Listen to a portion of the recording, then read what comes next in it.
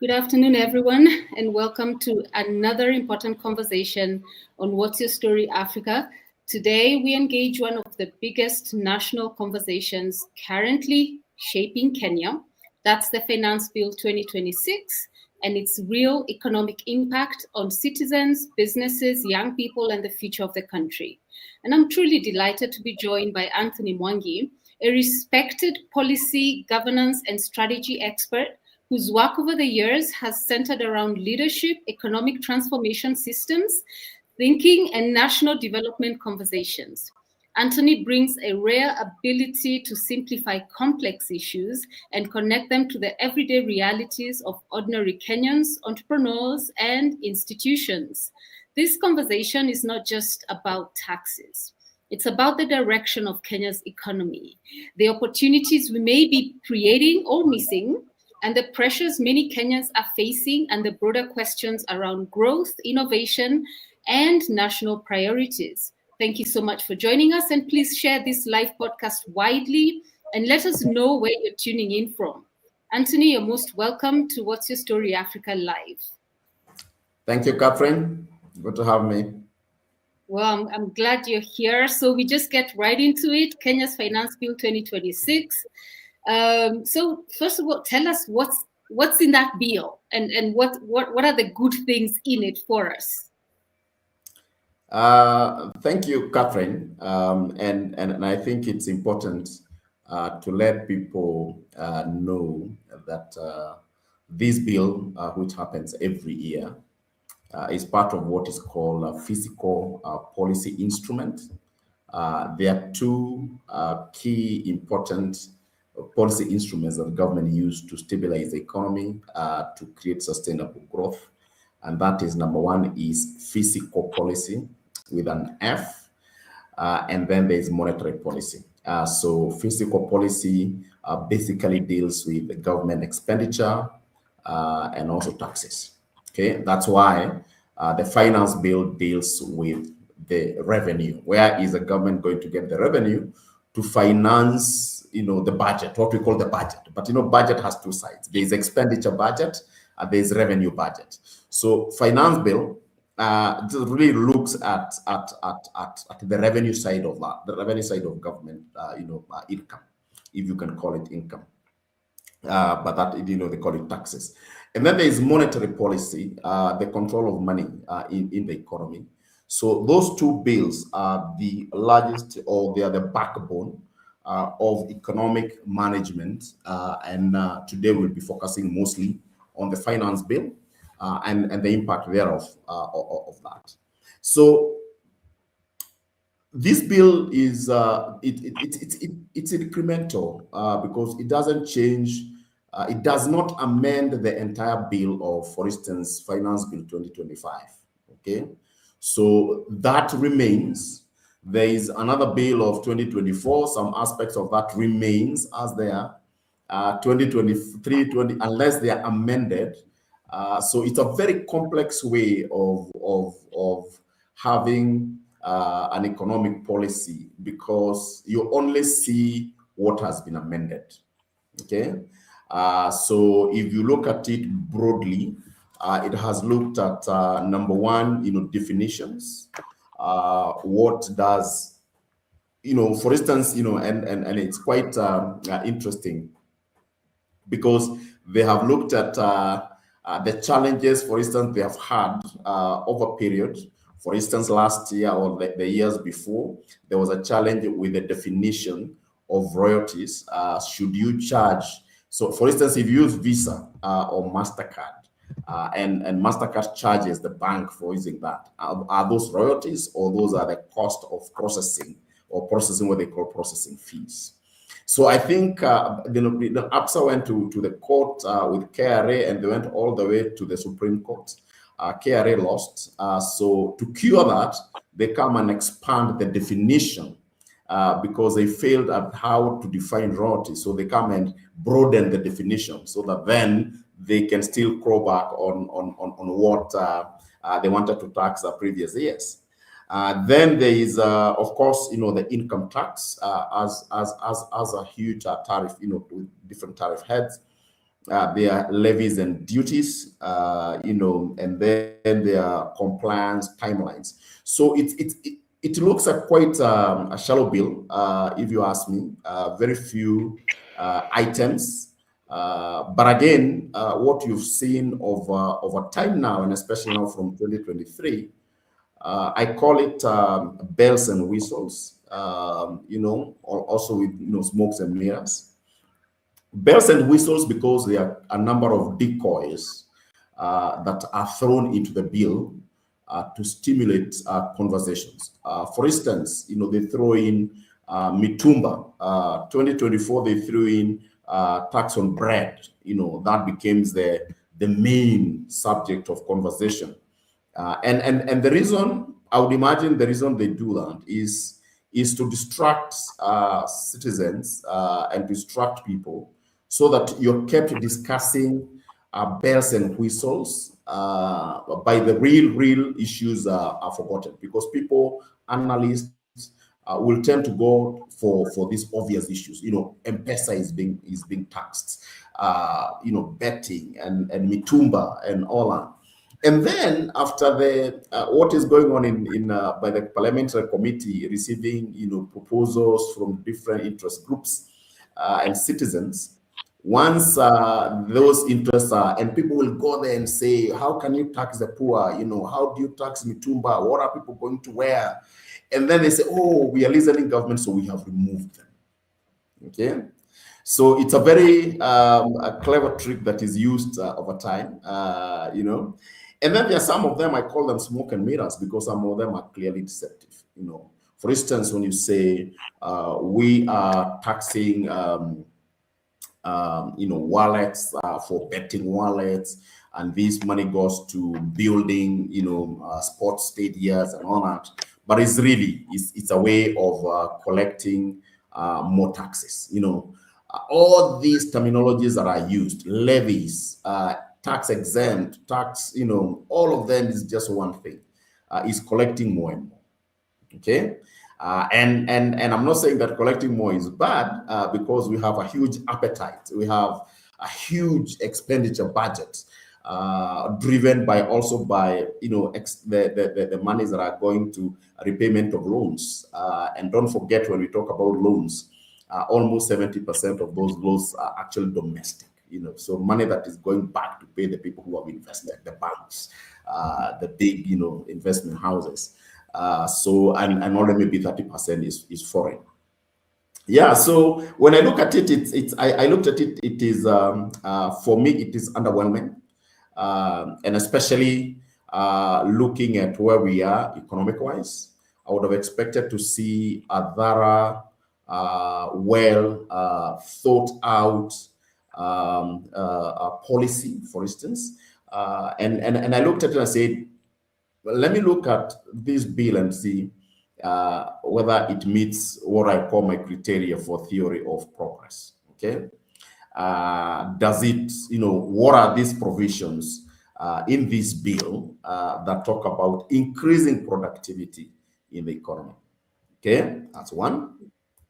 What are some of the issues that the bill or are in the bill that are geared towards, more attracting more investments? And when I talk about investments, it's both from local and also international investors. How does this bill promote trade? Because trade both locally and international. Kenya has been very, very active in signing economic partnership agreements. We have AGOA that's coming to an end, I think, back end of this year, that gives us access to the US market. Of course, there's been a lot of muddling. I think we have a bill of about 10%, but there's a relief. But we've had it for 25 years. What have we done with it? There is Kenya EU Economic Partnership Agreement, access to 27 EU countries, $17 trillion economy. What are some of these things that, because this is an economic policy, this is an economic management document or policy that is supposed to help us now do trade. We are busy signing these free trade area agreements. We have AFCFTA.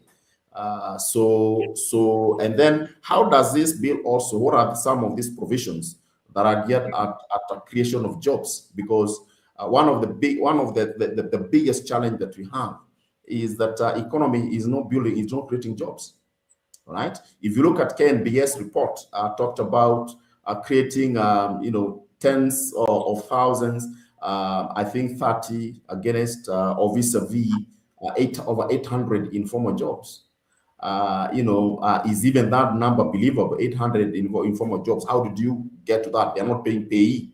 The only way you know that a job has been created is the payment of tax. And these jobs, the report claims they have created. How do you know?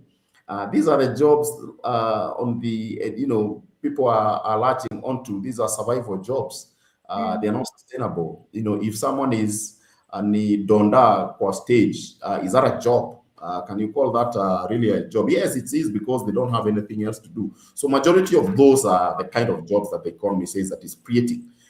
So when I assess it, with those matrices, increase productivity, attract investment, promote trade, create jobs, it doesn't speak to any of those. In any case, it actually reduces or cross back on that. So let me stop there. Then perhaps you can, so that you can ask me further questions. Okay, it's quite disheartening, because then for me, my question becomes, then why do we keep doing it if we do not see the fruit therein? Last year we had that, 2024 we had that, and that was quite, so many people lost their lives because then first maybe there was no understanding, or there was understanding, but then nothing seemed to happen. Last year we had the bill. I mean, it's a yearly thing. So why it's a ritual. It's a ritual. Okay. And it's really, and I get your question. It's really unfortunate, because I'm very well versed with that making, bill, finance bill making process or budget making process, and especially from taxation, side of things. And if you look at the presentations are going to the parliamentary committee, they are quite heavy and many proposals.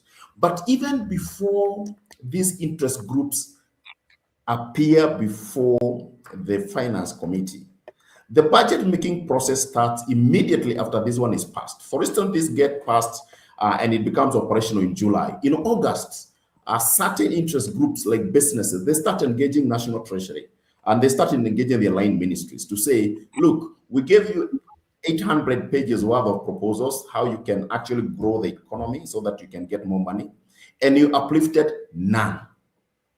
And this has been the same year in, year out. That despite goodwill that Kenyans have and provide very good, well-reasoned out proposals, what you see is a work of tweaking, what I call bells and whistles, of tweaking here and there, and you can tell that this bill, other than the legal language, I don't think the economic experts at the National Treasury have really spent time to really think how to create sustainable growth, or to jumpstart, the economy where it's not performing. And this has been the case. A few guys see it with Excel sheets, because most of the times that I've seen them, actually, they're using manual documents. And we have said, look, this is not sustainable. How can we work together with the advancement of science and data analytics tools, and the mountain of data that you have as government, in different, structure and unstructured, from KNBS to National Treasury to KRA, to different ministries, to private sectors and business membership organizations that have a lot of data as well. So we came together, And actually, the former CG at KRA, we had a lot of engagement. He said, why don't we start using science to come up with these policies? Because the guys that sitting at National Treasury have no visibility of the economy, how it's performing. And quite clearly, when you appear at those meetings, they actually, and I don't want to use tough words, but quite frankly, you could see that there is a lot that needs to be done. Okay? So we say, let us create GOK Analytics Hub. Okay, we bring on board tech companies that have expertise and tools to do big data analysis. They have data science capabilities. Then KRA was to give us their data so that, and we create governance structures to make sure that that data is governed properly in line with international standards. We agreed and we discussed with some of the big 4 audit firms, 5 audit firms, and they agreed to be part of that team. We discussed with our members, in the association where I was before. And we actually got a tech company, a global tech company, that was willing to help us, structure this data from unstructured to structured, and make sense out of it. Because nobody goes back to review the impact, for instance, of the Finance Bill 2021. That analysis is not anywhere. Nobody can give you that analysis, which is really unfortunate. Nobody can give you the analysis of finance, the outcomes of Finance Act 2021, 2022, 2023, 2024. Now we are 2026. But if you go ask anybody, nobody will tell you that because of what we did, we have actually increased revenues by this much. Okay? We were very deliberate in my previous role, and we would actually go to both the National Treasury, our line ministry, and Parliament, and show them with numbers that some of the actions that they've taken over time have actually led to decline in their own numbers. All right? In their own numbers. And they say, oh my goodness. And you continue taxing, because taxation, it gets to a point where you achieve what they call lava curve. And the argument is simple, that increase in the tax rate does not automatically mean that there'll be increased tax revenues. Income tax is a very good example. So we added SHA, SHIF, we added housing levy, we interfered with the banding of payee, but the growth of income tax of payee numbers have actually been declining over time. All right? We went to some, some instruments that they created, clever, what I call, smoke and mirrors. It comes out as it's going to promote the economy, but actually destroys the economy.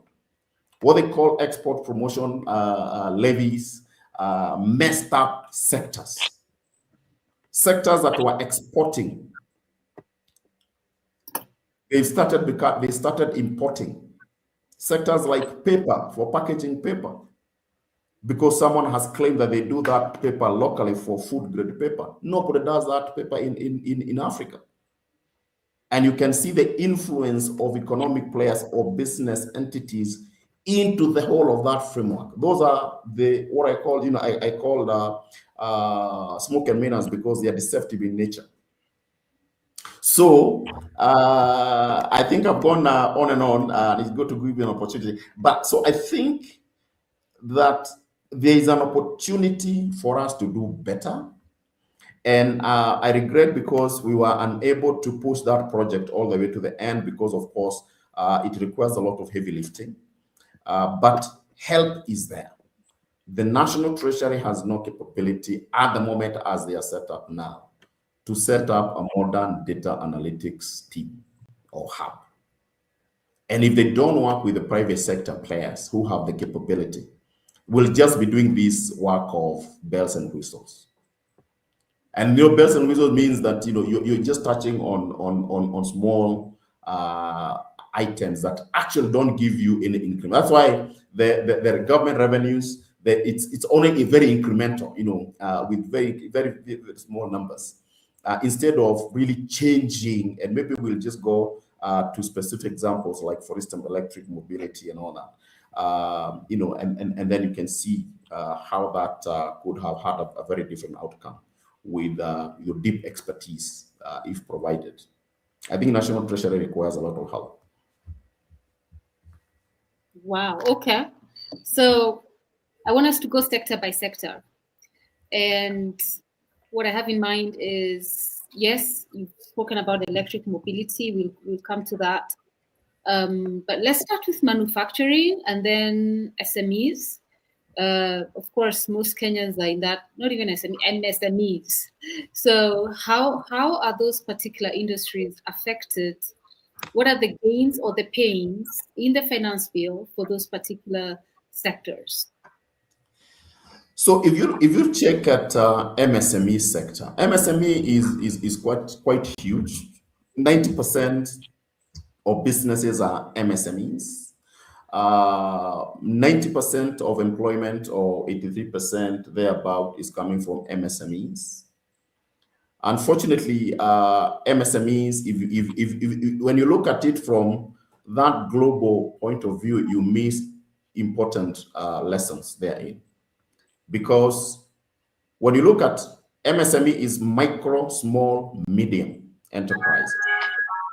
90% of those SMEs are actually micro enterprises.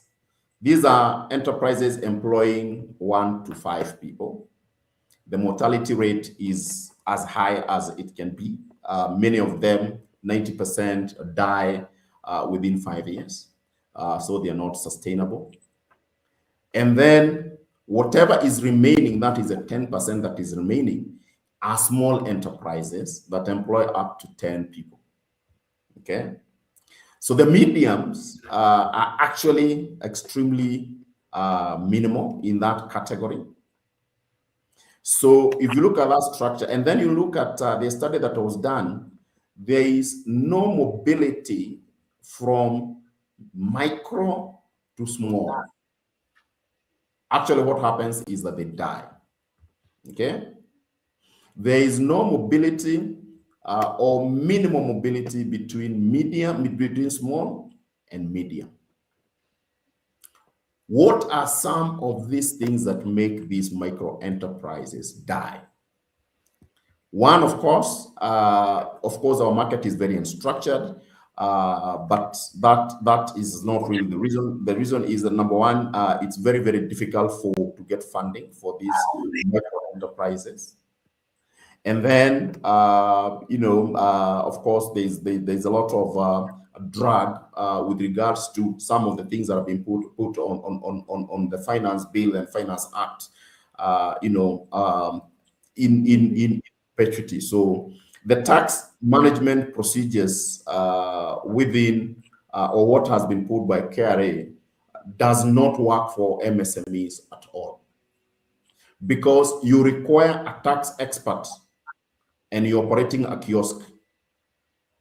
Because just managing your returns, managing e-teams, managing the tax procedures within KRA, you need a mini PwC for these MSMEs. So many of them decide not to do business because extremely expensive for you to operate those businesses. And you can see what KRA does or what government does. I think they assume, they first assume everybody has a criminal element. So you come up with with procedures to nab these suspicious Kenyans who are trying to do business. Instead of facilitating people to do business, you actually kill those businesses.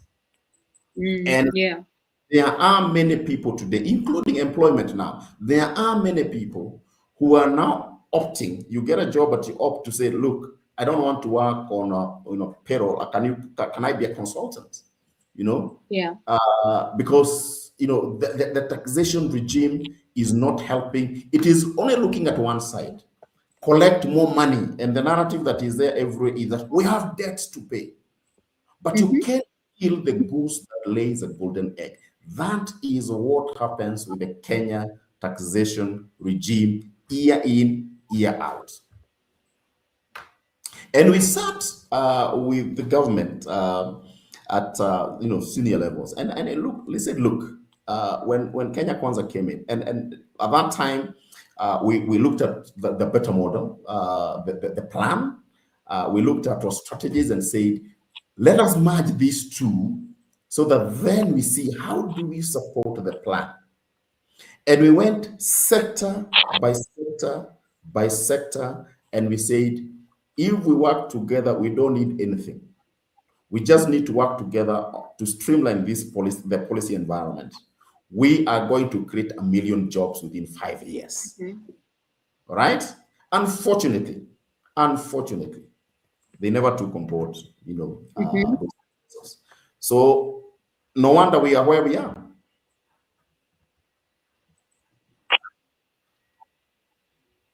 Right? Manufacturing. So I think I've touched on manufacturing when I talked about sector by sector. And we looked at it and we said,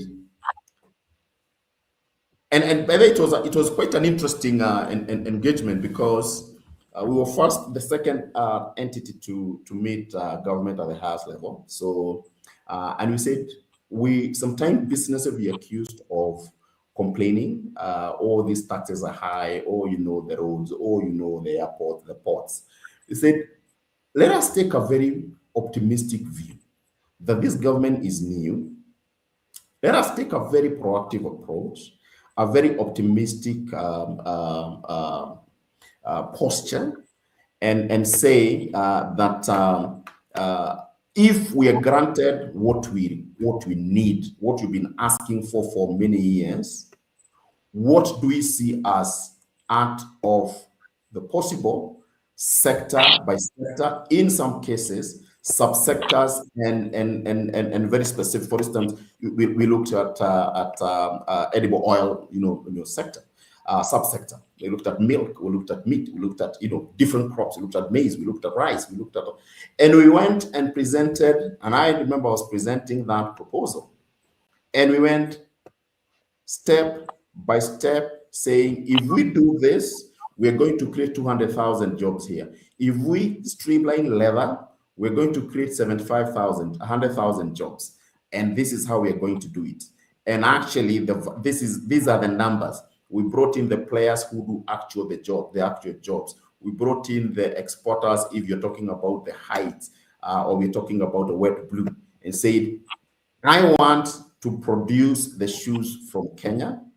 Can we request A, B, C, D? And by the way, some of them includes, for instance, for textile, is, for instance, providing concessional power, okay, cost of power. Because some of these industries, the only challenge that you have is the cost of power. If you're doing fabric, for instance, ginning, and then, spinning, and then you're doing the fabric, they consume a lot of power. There are only 2 companies that are doing that. And we say, why don't we look at companies like Rivertex, which government has put in billions, and those billions is like a dark hole, all of it just goes in, right? Instead of giving these concessions, you say, we're giving this hard cash, give them a concession on power as where they are, because you know the impact that they're going to have. And you say these are conditional incentive and it will be gauged against the cotton that you are buying from the farmers. And we create a sustainable value chain of farming of that cotton. And then you go to do the fabric. Right now, what we do with all these things that we say, EPZ, we import fabric. We import goods worth 85, fabric and all the other related services worth 85 billion shillings a year. We export goods worth 55 billion. So how can you call that progress? Okay.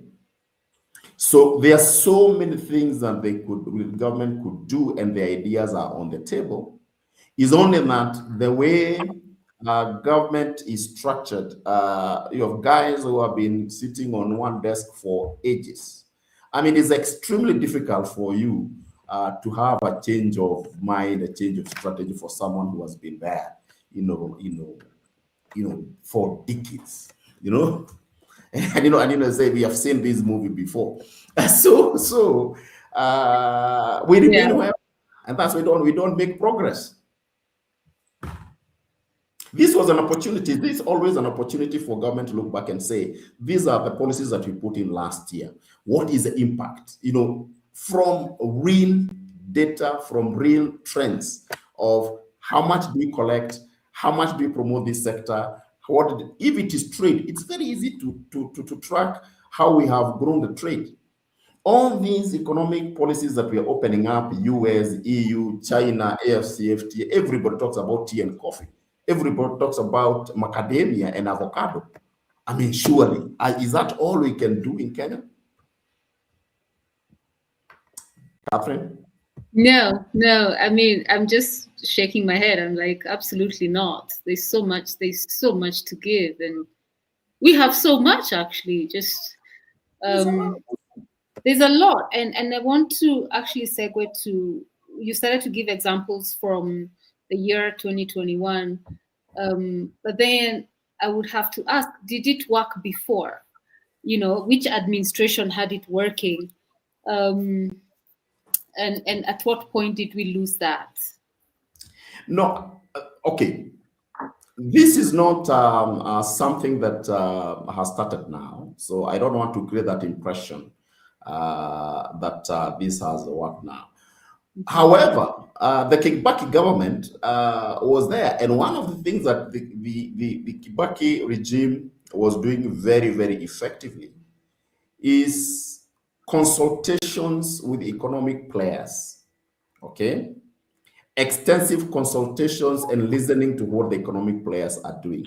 But you could see some of the people who are working closely and interfacing from the business side, the likes of late, Chris Kirubi, the likes of Joe Wanjui. These are accomplished business people who understood policy and the impact of policy. But successively, after Jubilee came into power, so we started seeing a bit of that shifting away, perhaps not having, those kind of robust engagements. However, it changed mostly again in 2023, where those consultations kind of were being done with individual business people, as opposed to groups of, interest groups. For instance, even manufacturing. You deal with Kenya Association of Manufacturers, or you deal with Kenya Private Sector Alliance. Then we started seeing now interfacing with specific individual business people, right? And business people would do, whether they are big or small, they went for policies that would help them fight competition. They went for policies or ideas that were projecting a completely different reality from what is happening. And that's how we saw many sectors being affected. The cement, the steel, the paper, all those got impacted because of those kind of engagements, that you're not, engaging wider business community, you're engaging with individuals. Okay. Before I move on with my questions, I would want us to just, there's a question that's come up here from Timothy Kiprono, and he asks, National Treasury needs help. Quote, open and close quote, meaning you said that. National Treasury needs help implies limited capacity. What is the basis for this claim? Is it capacity, or are there other factors at play? That was been asked by Timothy Kiprono. I think it's both. And really is the entire government. If you look at the practices that have come with data analytics, data science, capabilities that have come to the market, AI capability that can help automate some of these basic issues of tracking the the real impact. And I think, it is all that. We haven't seen investment in government in that line. And maybe the question would be, Timothy, because I don't know the context is asking that question, is just to check and to check with the National Treasury. Kenyan citizens can demand to see what was the impact of the Finance Bill 2022, what was the impact of Finance Act 2024, 2025. Before we jump on 2026, National Treasury should be giving the outcomes of the acts that they enacted years, 2021, 2022, 2023, 2024, 2025. And I think that's the capability I'm talking about. KRA should be giving that. It's not just reporting how much they've collected. They miss targets all the time. So why do we miss targets? And we're enacting a policy, revenue mobilization measures every year. It means, why is the economy not growing as it were? It is because we are not doing what we were supposed to do. If you look at the economic growth among all East African countries, Kenya has the lowest growth. All right, now projected actually to slow down to maybe 4% or less than 4%. If you go to some of these markets in Uganda, Tanzania, Ethiopia, some of them as high as 7%, consistently over time. So I think Kenyans need to look at it from those perspectives, asking those questions in comparison with the growth that we've seen in other countries. Someone can argue it is because of the slow base, but you're looking at the growth from whatever base you're in. And we'll come to that. We'll have to see what are they doing that perhaps you're not, or perhaps we contemplate. But I want to just come to a very interesting post I saw on LinkedIn about a week ago, and you said we import your LinkedIn, that is. And when you think about it, like, what? Okay, we import the cars, and I mean it's there on screen for everybody to read. We import the fuel to move them. Then we tax the poor to build the roads through finance bills every year. Then we borrow from China to pay Chinese contractors to widen those same roads. When the roads fill up again, we borrow even more from the poor to pay Chinese contractors to build double-decker roads. At the end of this vicious cycle, millions of Kenyans remain unemployed.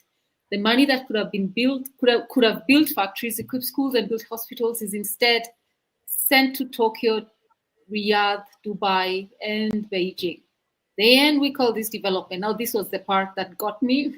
Well, all of it got me, but not this last part by the former president, Daniel Toroitich Arap Moi, that you said there.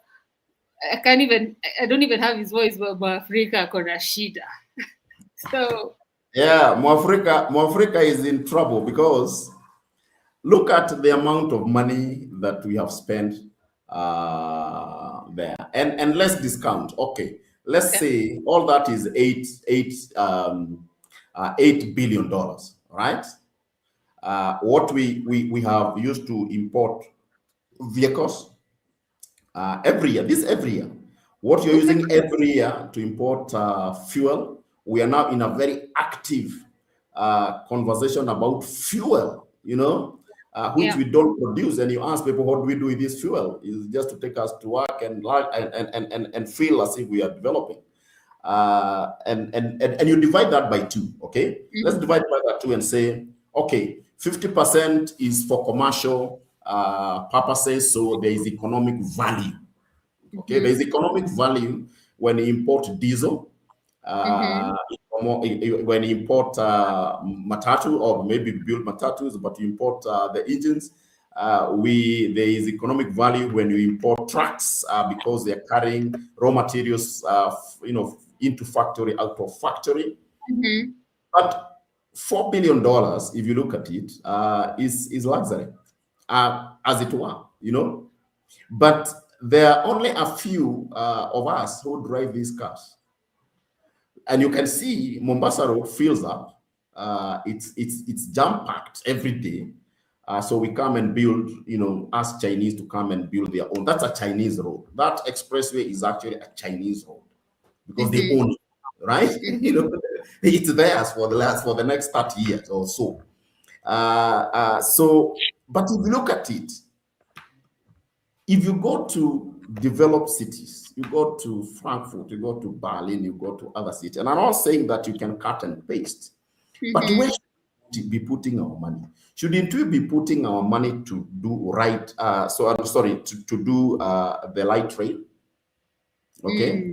So instead of thousands of people leaving, for instance, Kiambu every morning, coming to the city, if each car is driving one person, we have a light rail that is mopping up all that, and it's operating with efficiency, and those things can be done, right? Shouldn't we be having vehicles, or again light rail operating, for instance, from Rongai or Kitengela or Machakos, and getting to I mean, it has taken us 60 years and we don't seem to be able to fix this.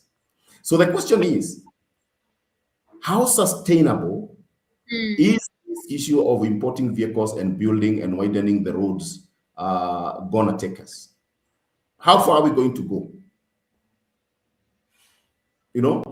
How far can you expand Mombasa Road from JKIA to the city? And how many more expressways can you build? So if that one fills up, sometimes you hop on that expressway and you feel as if both lower deck and upper deck, they are the same. They are all, although they are packed.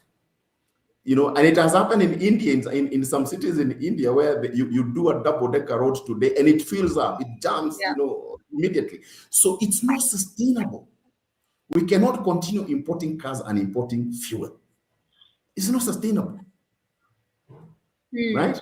We've got to figure out, why do you need to drive, for instance, if there is a very good non-motorized transport and there's very good jogging track or walking track from Jogoo Road, why would you want to drive from Buruburu, for instance, if there was a well-done pathways that people can actually walk? It's even healthy. You walk from Buruburu to town and you walk back. Why do you need to drive from there? Everybody is driving, right? Why do you need to drive from Kilimani to Upper Hill, if your office is in Upper Hill, or to Westlands, right? So it's just looking at how we define development, but I don't think throwing our dollars, whether it's individual dollars, how many factories are we building a year? If you're spending, for instance, $4 billion to import cars and also to import fuel, and also to widen the roads, how many factories are we building? How many factories could we build with $4 billion a year? How many people could we employ? And all this happens from a policy instrument. It doesn't happen on its own. It is a decisive instrument, and when we talk about the e-mobility, that perhaps we can jump into that. So the Ministry of Transport unveils e-mobility strategy policy in February this year. Okay. Right? And they say, we want, our aspiration is to make sure that by 2030, 30% of the registered vehicles will be EVs, electric vehicles by 2030. So 30%. How do we achieve that? We'll achieve that by rolling out national infrastructure for EV charging stations, blah blah infrastructure. Blah. It's an ecosystem. It's a value. It's the whole ecosystem that you're building. And how do you do that? By giving tax incentives, zero rating VAT, removing duty on importation of these parts like batteries, which you don't have the technology to build, even if you can fabricate. The battery is the biggest component in an EV, right? We can make that. We don't have the technology to do that now. So zero rate that, remove the duty, so that we do that. So that by so doing, we are reducing the appetite on hydrocarbons, on fuel, right? But then, few months later, the finance bill comes out, and it removes these electric vehicle parts from zero VAT to exempt status. You know, so even within government itself, the right and the left do not coordinate, are not coordinating. All right. It was interesting when I did that course and I said we should be focusing on EVs, and especially because we don't control global politics. We don't know when the Persian Gulf is going to be, be at peace. And we shouldn't be just be sitting down and hoping and wishing and praying, as we always say. We hope and pray. You know, it's not a strategy. Hoping and praying is not a strategy. We should be saying, like Ethiopians have done, Kenyans will say, we are deliberating, we are discussing, the government is thinking. It's not no longer about thinking, it's doing. Ethiopians. What has Ethiopia done? Ethiopians have completely banned ICE vehicles. ICE, I mean, the internal combustion engine vehicles. You cannot import. All right? You cannot import a V8, or all these things that we're importing in this country. In Ethiopia? Ethiopia, you can. It's completely banned. Wow. Now they have 17 assembly plants for EVs. They're going to be the largest EV operated market in Africa. By 2030, they project to have 60 assembly plants for EVs. So what does that mean? They reduce the dependency on hydrocarbons, what we call fuel, right? And these have been done by other countries. You know, in 1973, there was an oil crisis again in Middle East. And that's when the conversations about green energy and all those things started having, and countries like Norway, despite being producers of oil, they went to almost 95% transition to EVs. All right? Despite them being they used to be actually one of the richest, countries with regards to how they manage their sovereign wealth. Because a lot of it comes from the oil and gas, right? But the transition now, they are almost at 98%. If you go to Europe and visit any European city, right? European, I say European, not American cities, European, you will notice something that you wonder what is the challenge that we have, because everybody operates a small, fuel efficient vehicle. Yeah. It is extremely difficult for you to see a V8 or Prado or a Range Rover. You can't. It's very, very rare for you to see that.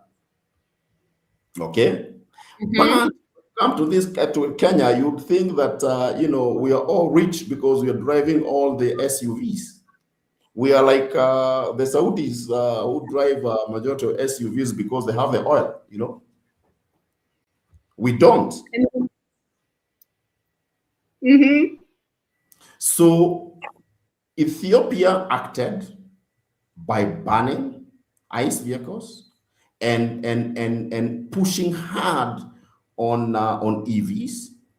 Wow. Kenya is deliberating. It is good that I've seen the president when he came to Mombasa, he announced that they're going to be 100,000 vehicles. But you see, that is in conflict with the finance bill as it is today. So going back, I'm not sure whether it was, yeah. I'm not sure whether it was a different policy document, but the finance bill actually contradicts what the president said.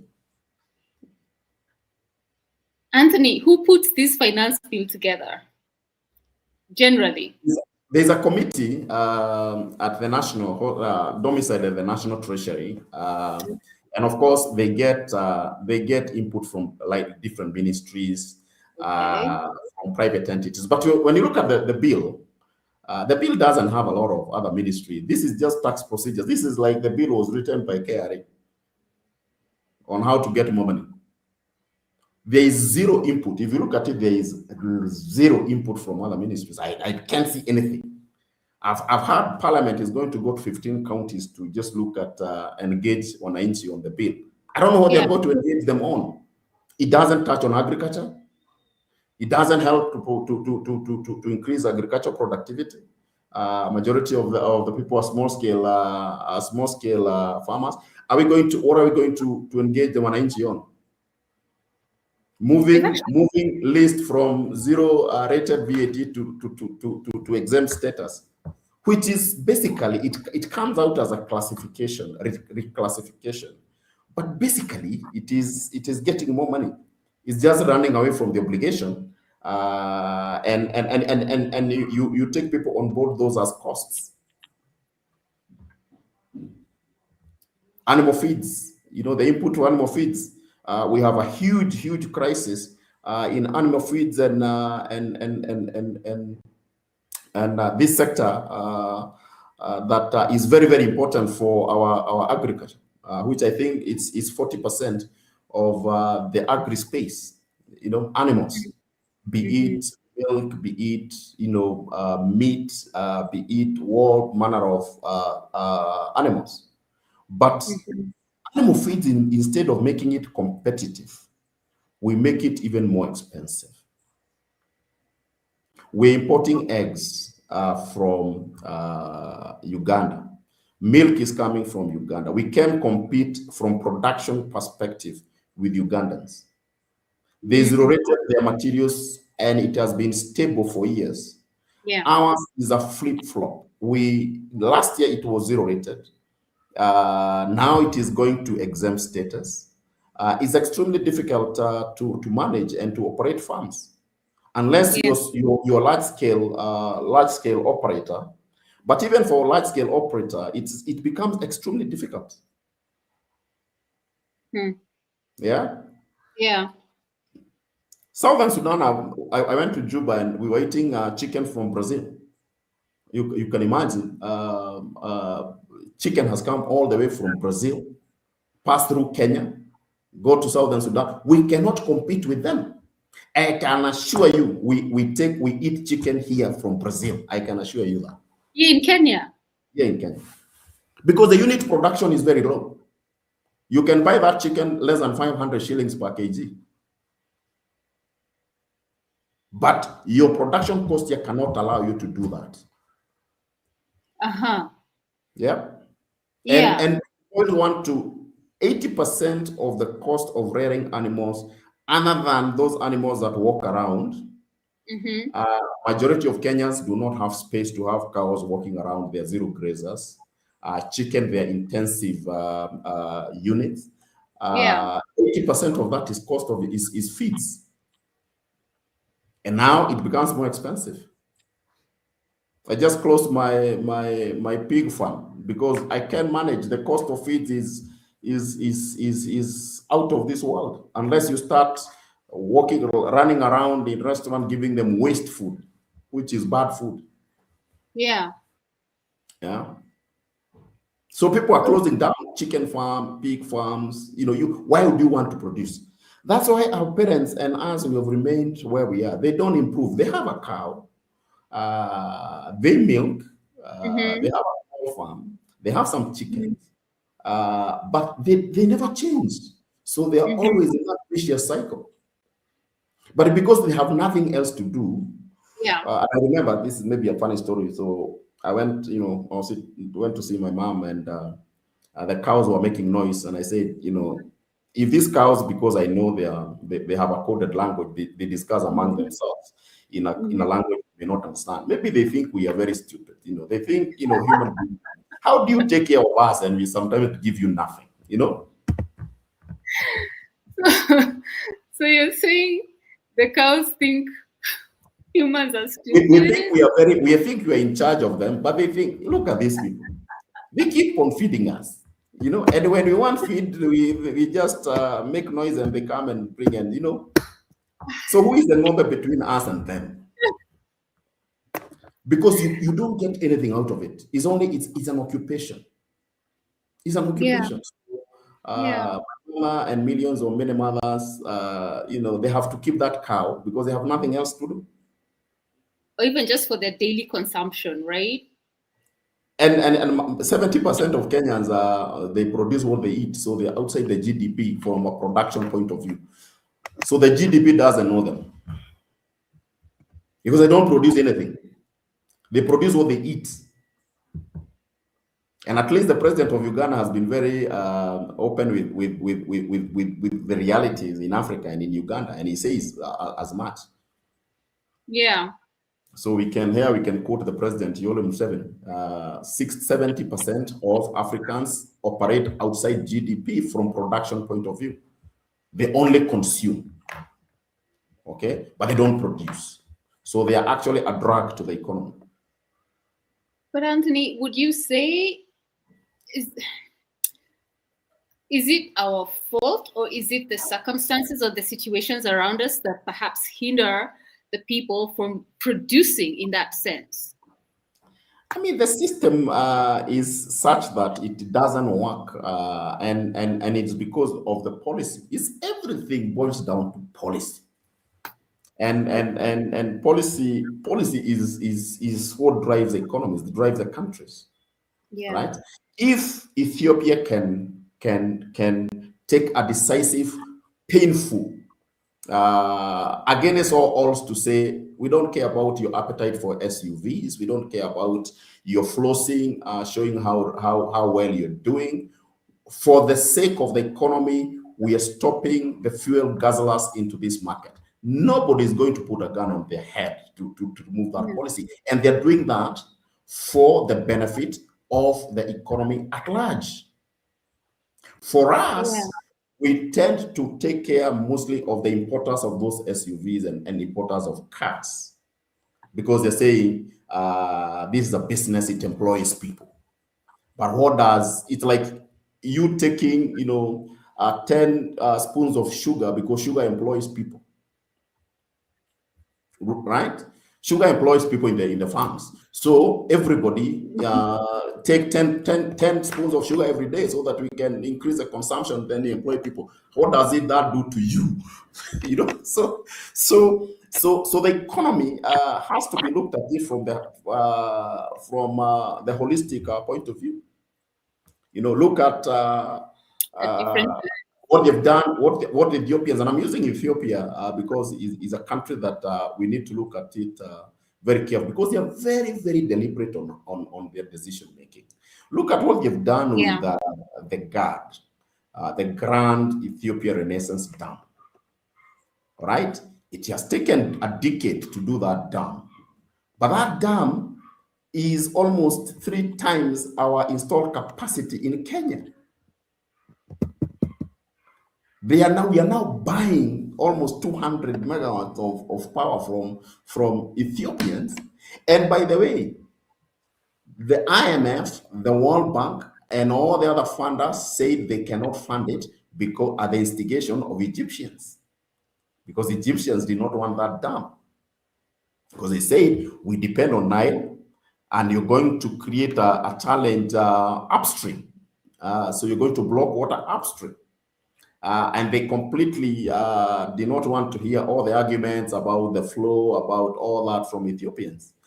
And everybody refused to fund the dam. What did Ethiopia do?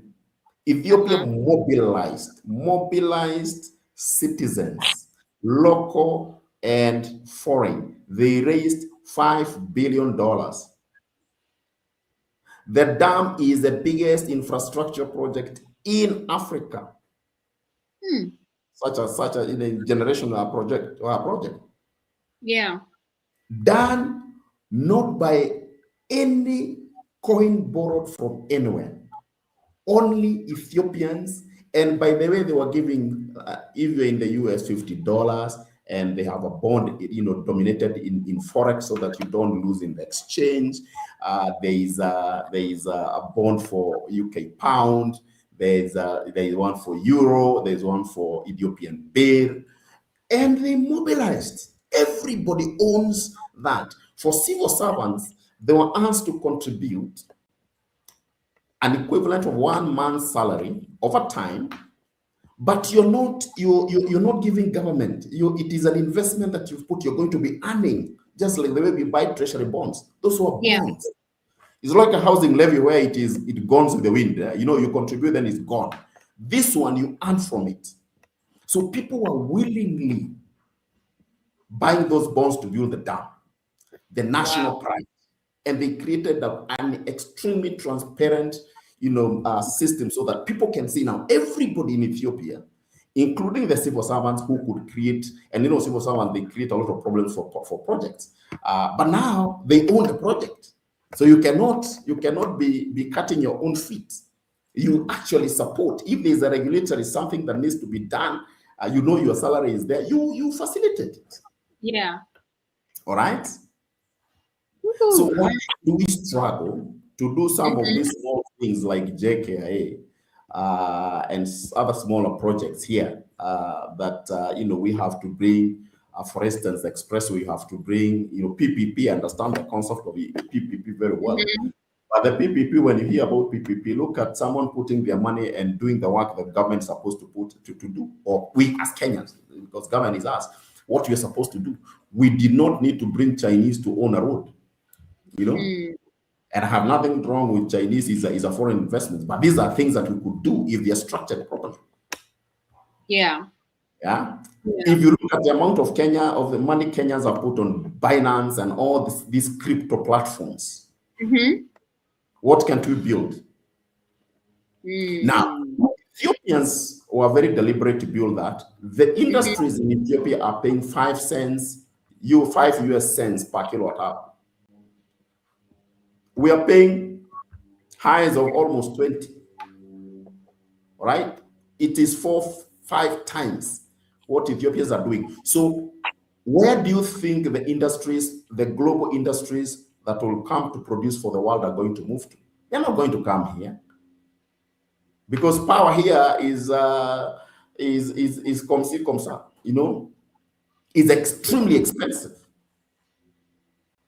Yeah. So how can you build an industrial base and you have no plan? This bill doesn't talk about anything to make manufacturing work from a competitiveness perspective. In fact, what it has now happened is that power costs have gone up, right? Because of oil. Because we are protecting the revenues of the players within that ecosystem. That is the Kenya Power and Nani, Instead of saying Kenya Power decisively operates like, how much do you charge for Mombasa highway to go to Mombasa? How much do you charge for vehicles to? We have fuel levy that charges everybody so that everybody can use the road. Why can't we use power the same way? That power is not a profit center for the entities in power. It is actually a piece of infrastructure that Kenyans have decided to build power infrastructure so that then we can create industries, we can create competitive sector that creates jobs for us. We have kids leaving school every year. Yeah. And we are creating 30,000 jobs. That's a joke. How sustainable is that? And that is why when you say people say there is a mandamano, you see everybody on the road because people are idle. People are not doing much. Yeah, there's nothing to keep them busy. And it is these instruments of finance bill, monetary policy, physical policy, that are supposed to address these challenges. Look at food. Yes, we can say fertilizer has been one of the good interventions that has worked well. Yeah. But at the same breath, we, only 4 months after harvesting of maize, we were discussing with Zambians to bring maize from Zambia. So what is the outcome?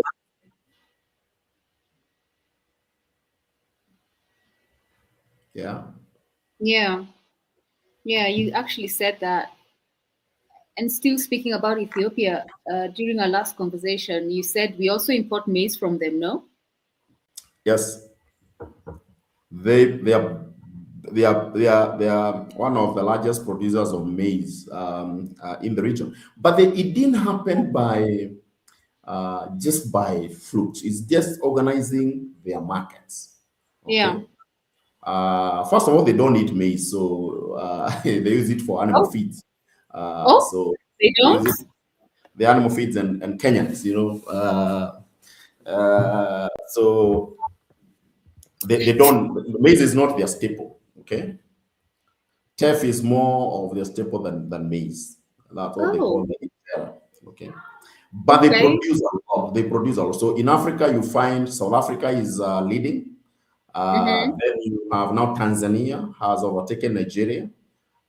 Then Nigeria, and then now you have now Ethiopia and other countries coming down. Kenya is way down there, but you are the largest consumers of maize, I think, in Africa. Wow. And we import, when we can't grow it, or rather the maize we produce can only sustain us for 5 months? At best. At best. And nobody will say that because, who we import maize from Uganda, Tanzania throughout the year. I told you that even with all the production numbers that are given by the ministry, how we had bumper harvest.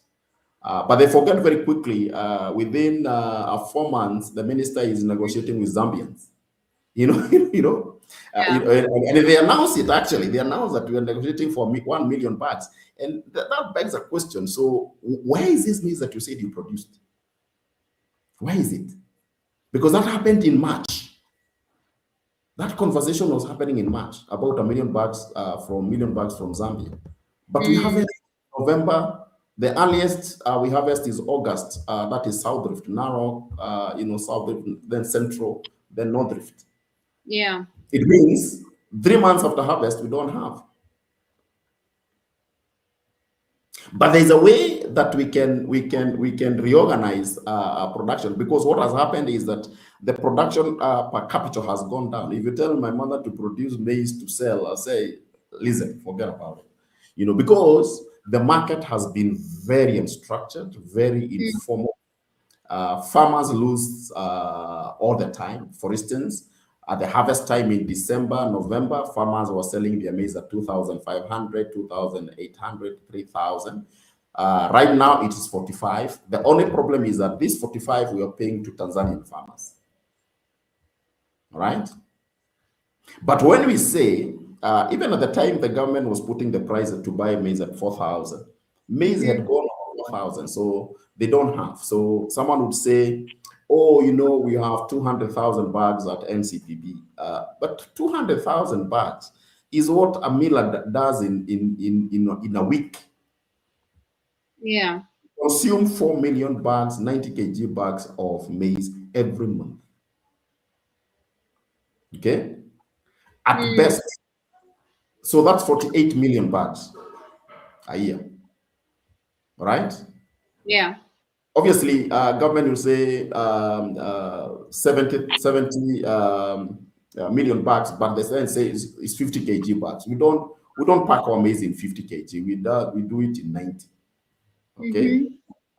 So at the best, we do half of that. 48 million, we do half of that. The others is Uganda, Tanzania, Wapi, Ethiopia. But we can change that. We can change that. I told you, and not all is bad, is only that execution. But the government plan to use electronic warehousing receipting system is what can be able to start changing the tide and allow farmers to have certainty in the farm, so that then they can also increase acreage. And how it works is that a farmer, now a farmer needs to worry about knowing the miller, knowing the broker, and the broker sometimes take advantage of these farmers. They don't have the market data. So with electronic warehouse receipts, you as Catherine, you farm, you take a piece of land in Hola, You can do 100 acres because you know once you harvest, you just deposit in the nearest NCPB, right? And you have a price at that time, or they discount the price. It is the maize remain your maize, but you're given some 60% discounting to go and continue farming, all right? Yeah. So you can go pay school fees, you can pay health issues, you can buy dairy milk for cows, because that's what disturbs, Kenyan farmers. You're selling this to support the other one, which gives you no money. So you take your maize well to an NCPB or whatever warehouse that is certified. Banks, they come in to discount that, because now that warehouse receipting system gets to the level of a title deed or the logbook for your car. So it's a financial tradable instrument, okay? Yeah. The maize meets all the standards. You can keep the maize for 1 year or 6 months or whatever time. When the price is good, you can sell. So you use that to mobilize, to do mobilization of national mobilization of the grain, and it can go to soybean, it can go to millet, it can go to sorghum, it can go to beans, it can go to dengu, rice, all those things. And that's how you change the country. So if the government was very deliberate about this, Ethiopians have done to develop the commodity exchange, then you put in money to de-risk even the financial institutions so that they can put money behind this plan, because this is a multi-billion-dollar opportunity. All right, but there are a lot of perceived risks that people and the financial institution are still looking at that. So you put in the guarantees. Those are the smart ways, and you start now mobilizing national growing of these crops, which we are importing today. We're importing 100% soy meal. You cannot have a quality animal feeds without soy meal. So we are importing 100%. Now we have people running around in Ethiopia and Zambia and India and Nigeria looking for soy meal. We have zero. So how can you be talking about we are largest producers of milk and want to produce eggs, and you want to make use of AFCFTA, but you don't have the basic ingredients for making animal feeds? You don't have the maize. You don't have the soil. You don't have the cotton cake, because you're not producing cotton. So how can we be? And these things can be grown. They can be. One time I told you that if you fly from JKIA, 5 minutes in the air, there is nothing between there and all the way to Mombasa. And then the audience said that, that is wildlife corridor. The only thing that you see is Galana Kulalu from the air. But there is vast land in Kenya that is underutilized. But we're importing 500 billion worth of food. Annually. So you cannot convince me that we cannot do it. We can do it. I'm involved in our project of implementing warehousing receipting system. So de-risking. It can be done. Yeah. One time, we were doing very badly on the ease of doing business. Okay. And the President Kibaki, late President Kibaki, when he left, we were at 129 position globally. Okay. Under Uhuru government, we backpedaled to 136 globally. Ease of doing business, you said? Ease of doing business. Okay. So when I was working for IBM, we had a joint investment with government, and that was IBM Research Lab. Even though government was not paying the bills, so I kept on knocking the doors of the minister for ICT, so that they can pay a bill. So one time I got to the minister's office, and he seemed extremely, I'll not mention, but I know people can make parallels very quickly. He seemed very tired and disinterested to speak with us, and we had gone for our money. They had $1 million that they had almost 100 million that they needed to pay. And as we're having the initial tete-a-tete, I asked him, so why are you seem very tired in the morning? What's going on? Is the government overwhelmed? And he said that he had just come from State House, and President Kenyatta was banging tables because he had come from Rwanda, and things are happening in Rwanda. Ease of doing business is visible to everybody. But Kenya is backpedaling. What's going on? So he was very angry and happy. And because I had taken a very senior vice president of the company I was working for, in charge of Africa, China, EU, he said, look, all of a sudden said, if it is ease of doing business, we can help you because we help Singapore to be #1. And we started our project right there. We designed our project and we started now engaging. If you look at some of the credentials that the new Commissioner General for KRA has detailed in his CV, is reducing the Kenyan ranking of ease of doing business from 136th position to position 56. Was he in the same room? Was he in the same room with you that time? He was not in the room. He was in charge of Ministry of in charge of Industry, Trade and Industry.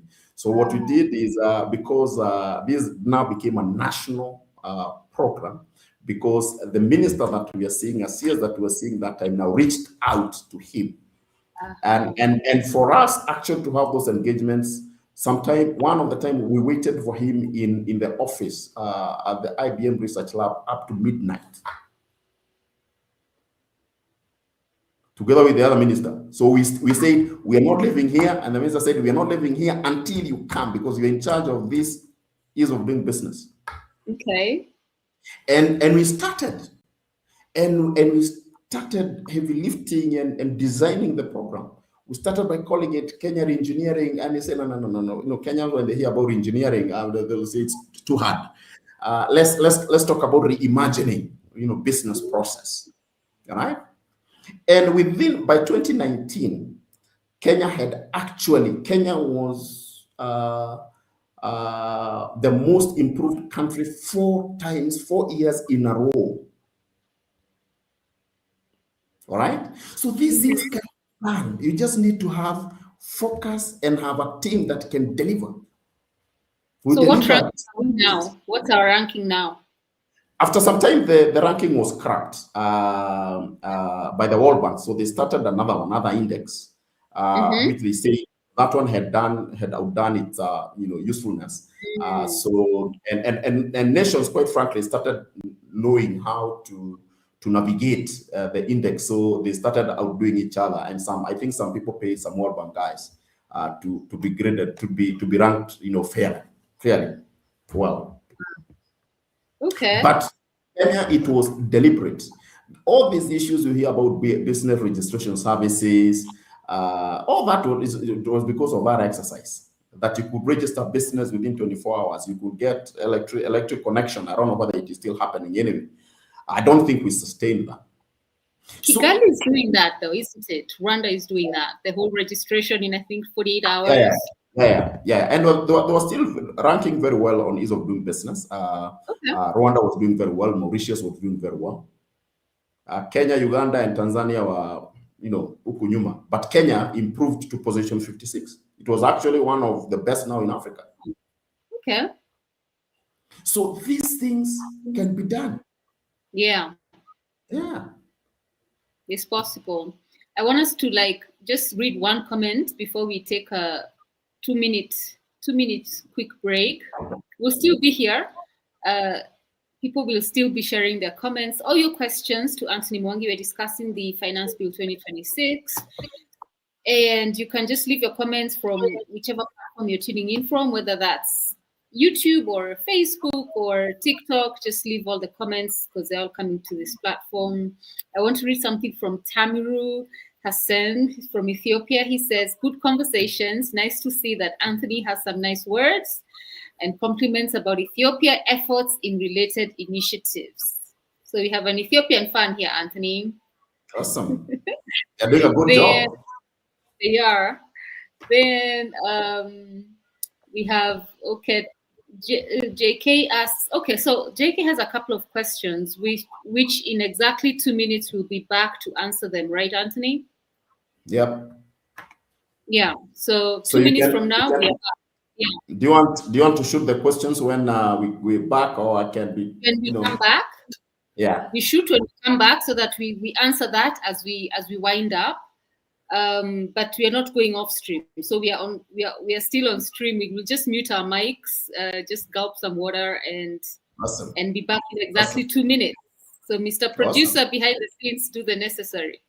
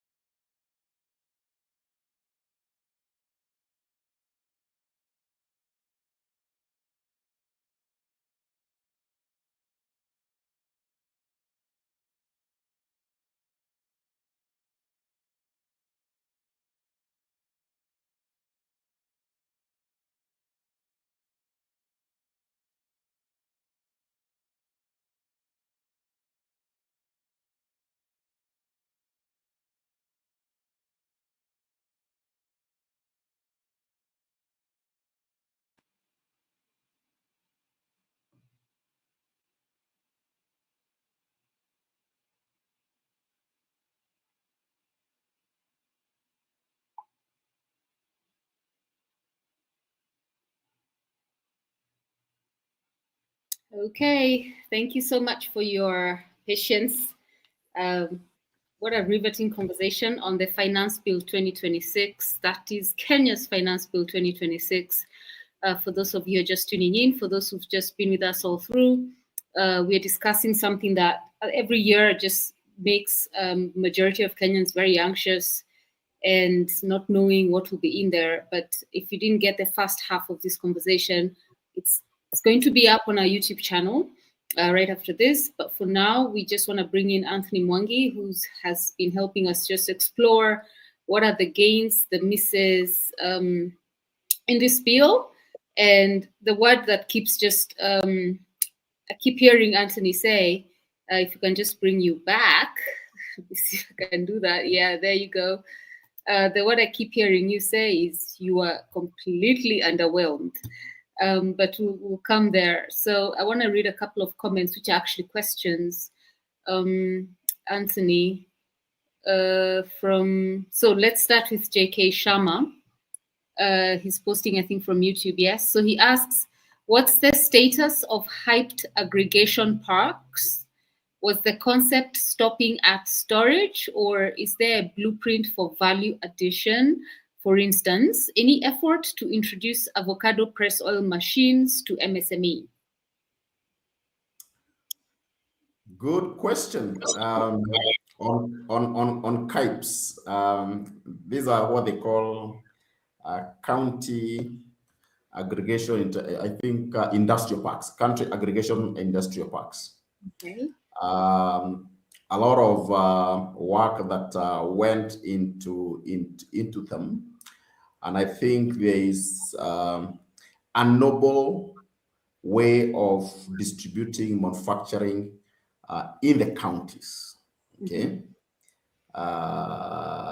But when and I don't want to sound negative, I'm saying this from the perspective that I'm involved. I was involved in a project that was building cold storage facilities, and those cold storage facilities are similar to these types. They have remained unutilized for the last 3 years with zero. Some of them are for potatoes, zero tuber for the last 3 years. So my honest answer, whether say you're cynical, is at best these are white elephants. Okay. Unless a lot of work is done to create a business model, they're not going to work, because just building a shed, a warehouse, because they are warehouses. Okay. It's just a warehouse. Just building that does not in itself bring on board investors. So if you get 30% success rate, that would be great. Wow. Okay. I'm actually hearing about it for the first time. Yes, I live in this country. Yeah, they're there. Yeah. Okay. Same question. I mean, different question from the same person. Secondly, is there any plan to approve SMRs, that's small modular reactors, for enhanced, assuming MW means megawatt generation? I haven't, looked at or studied SMRs, but this is generally, energy generation. My view about energy generation, energy distribution, it's very simple. It should be treated the same way we treat telecommunication. There is zero value keeping the status quo as is, because it only benefits the current generators and distributors of power, Kenya Power included, but does not work for the economy, and does not, it needs to change. It needs to be privatized. It needs to be opened up. Right now is a playground for a few, entities. But we continue having the most expensive power in the region. And the metrics for measurement, it should be, is Kenya, because we can keep Kenya Power and all the generators, nicely, and, their contracts that say whatever they say.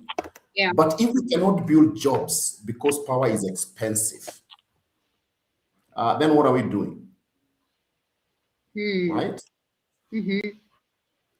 So just imagine what was done, and I think back end of Kanu regime is completely cutting, chopping Kenya Post and Telecommunication into pieces. And Safaricom came and Airtel, and that time it was Kencell, came into the market. Look at the growth of telecommunications sector. The power should be done the same thing. We have a Leviathan called, the current generator. They have done well, but it's not serving us as it were. The current generation and EPRA and some of the policies that Parliament has posed in constraining that space. People should be allowed to generate their own captive power, whichever technology they use, as long as it is safe, whether it is SMR, whether it is solar, whether it is wind. People should be able to be allowed to generate more than 1 megawatt without necessarily going through a rigorous process by EPRA. Because as it is, we are protecting the generators and distributors, not the Kenya as a whole as an economy. Because Kenya as an economy requires affordable power. Yeah. If we don't generate affordable power, we cannot have investments in industries. And therefore, we cannot create jobs. So what is important? Is it the generator, the distributor, or the millions of people who are leaving school every year who require jobs, and they require massive investments, and that massive investment is required, and it's not the same state of play the way we are playing. We just said we have given up on hosting Microsoft and G42 data center because we cannot produce power to machine. Now we have given up. If you open up that space without a lot of maneno mingi, you'll see people coming from all over the world to come and even Kenyans themselves to come and do generation of power. Yes, there's wheeling charges and there's wheeling policy that has just been enacted. But this is a new policy, and it should be, we should open up this the same way telecom was opened up. Yeah. And it became Safaricom, Airtel. Actually, it became what else? Imagine internet and all the providers of internet broadband. You remember those days? The other people came up with dial-up and all manner of stuff. Now we have we are well networked, right? We're well networked from telecommunication point of view. There's a place in town people used to go line up when you're making international calls, and it was an arm and a leg, and it was cartels from the Kenya Post and Telecommunication, that were making money. When it was opened up, you can talk to New York as if you're talking to someone in the village. Yeah. And that has innovation. Just look at the innovation that has come at the back end of the broadband and all the telecommunication space that has opened up. Massive. But the power still is where we were, those days. Can I go to the next question? Yes, please. Timothy Kiprono. Thank you both. I think the question of whether new tax policies are creating impact or tax underperformance are great proxies of capacity. Well, they need to explain these factors. Is there capacity outside government that can demonstrate these limitations and offer alternative policy positions? I think that's a good question. Yeah, yeah. Look, all the systems that government uses, okay, they are provided by external parties. Yeah. Right? Whether it is implementation of IFMIS, yeah, whether it is e-citizen, whether it is whatever it is that government uses to provide services to citizens, that capacity does not come from within government. All the IT systems, everything comes from external parties. Yeah. Right? So capacity exists. And I think government, some of these things are things that government could have used, because data science practice is not something that really requires a lot of money. It is just, first of all, being aware that you need it, right? Okay. There Yeah. is no way with the kind of complexity of the Kenyan economy and all the data that exists that you can use manual or Excel sheets to make decisions. That and I know that one of the capacity is, of course, the decision makers, many of them have been in the system for a long time, so they are not new hires. The skills, you have to keep on updating skills even in private companies. Yeah, true. I don't think there exists capacity within, for instance, National Treasury to know that they need to create an analytics hub. Yeah. And they do not necessarily need to invest in machines. You don't have to invest. You don't have a budget of billions of shillings. We are. It's not like when I was working for IBM and we were introducing, concepts like cloud computing. Those days when you tell someone cloud, we couldn't even explain what it was. But we got to a point where we're actually proposing to build a GOK private cloud. Right? GOK private cloud that can have all this data in one single point, and you have different levels of governance and access. Right?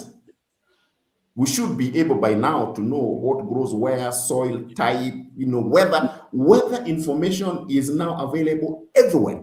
We are still in those giving updates 2 days that's gonna rain in Nairobi. But weather data, you can actually provide weather data 365 days in advance. Of course, with a certain confidence, so that farmers know when to plant. Now they don't know. They look at the clouds, they look at the sun, they plant. Sometimes, right, this year it has rained earlier than most of the years. So many farmers are caught unawares. But we have a whole meteorology department. I don't know whether it's a department or it's a saga now. That is not providing the granular information to Wanjiko to understand. I don't know. They communicate to airports because and civil aviation authorities, because they use a lot of weather data for navigation purposes. They look at those as the main clients, but the main client is Wanjiko, somewhere in Trans Nzoia, looking at when to harvest maize and when to plant maize and when it's gonna rain and what else they can do in a manner that they can understand. Right now, we are just told, okay, brace yourself for floods. In Nairobi, it's gonna rain this weekend. So how is that information useful to a farmer? It's not useful. Yeah. So, how do we brace ourselves, actually? Yeah. So the capability exists. The weather satellites are so many, so we shouldn't even have a problem at all with some of this data. Data on revenue collection, not criminalizing revenue collection like what is happening now. A lot of business people are opting not to shut down businesses because of the onerous. There is a bot within KRA called Shuru. They send, you've sold goods worth $1 million, and they come and say you owe us 300,000, and your profit was even 30,000. Nowadays, if you go to any shop, you go to a coffee shop, you have to give your PIN. Now they've said everybody must generate a tax invoice. So you're criminalizing tax collection instead of attracting people to, to pay taxes. And that is what is killing small business. Small businesses cannot cope with it. They can't. In fact, this downstream is going to kill businesses en masse. I don't want to, if given an opportunity, I won't do it. I won't do business because, I have a full-time, tax expert, and I don't need to because it's small business. Yeah. So you can imagine, you're operating a small, mom and pop shop. You're a young person operating a small outfit. You need e-teams. You need all these things. And there is a fallacy that is created in terms of taxation that people are not paying taxes. And we kept on arguing with National Treasury and Kenya Revenue Authority and Parliament and say, look, it is just how you categorize taxes, right? Every Kenyan paid taxes through consumption tax called VAT. In fact, even gave a proposal to say, instead of running after everybody, dark alleys, taking them, long tables and all manner of activities within KRA, you increase VAT to 20%, all right? And allow people to consume. How will people consume? People will consume because they are making money. And they will consume, they are making money because they are starting enterprises. If you are allow me to grow without bothering me with all manner of compliance that does not add any value to the business itself. So you kill me before I get to year 5. Allow me at least for the first 5 years to thrive and grow because I'm employing people and people are paying taxes through consumption. Because the more you employ people, the more they consume. You kill businesses, there will be no consumption. Yeah. These things are not rock. And we say, look, we can experiment this and look at, and we know we are in a very tight physical space. But killing the goose that because you need the golden egg today, it means that you're not going to have those golden eggs tomorrow. It is as basic. It's as basic as that. Yeah. So why can't the experts within National Treasury or government, see that? Yeah. SMEs will not, with the current regime of tax procedures, tax collection, tax enforcement measures, we are actually going to kill businesses in this country. And they are already dying. I told you I closed my water business. Yeah. Yeah, because of those shenanigans of people. The people who are paying taxes are being killed by these procedures. But majority of the people are not even paying and they are not following any rule. So how do you compete? How do you compete? Because the tax regime only penalizes the people who are compliant to be over compliant. And there's a whole bunch of people who don't follow the rules. Yeah. Ooh. We'll go to the next question. On fuel, important dependency. On fuel, important dependency, that is brilliant. It allows for business expansion in other areas. I think he's alluding to something you said. The question becomes the motivation for the government when fuel contributes to a significant tax volume. Also remember, fuel levy has been what? Securitized, meaning the motivation to move to EV will always conflict with existing policy commitments, which is selfish really and has nothing good for common citizen. If we say that we cannot grow our own manufacturing because we want to make money from import tax, We cannot grow our food because we want to make money on import tax. Then it's a policy, but what kind of outcomes does it give you? If you think only about the and we're using an example of the goose that you're saying, I have to feed this goose with excess protein so that I harvest 2 eggs a day instead of 1. Then you're going to kill it. It's not going to be sustainable. So I think it is, yes, being microscopic in terms of looking at what are the things affecting us today, but more importantly, being more telescopic. I mean, we can't fly to whatever destination that we want to fly, whether it is Singapore or London or America or whatever, but you're still thinking about the ground operations. If you take you have to get to a point where you're putting your navigation tools to fly to far off, whatever your destination you want to go economically, but you still deal with current issues.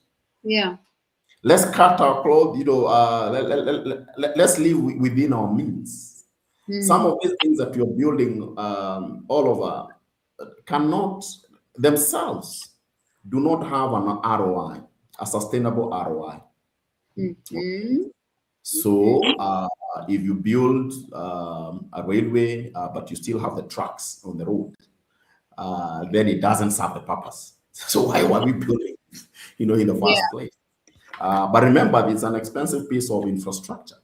If you build, I got into trouble one time because I come from Nakuru County, and some folks were telling me how Nakuru needs to have an airport, and I'm saying, look, for what?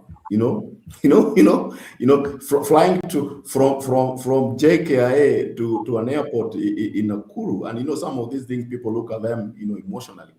It is basically a takeoff and landing, for less than 15 minutes. Why would you want to do that? Why?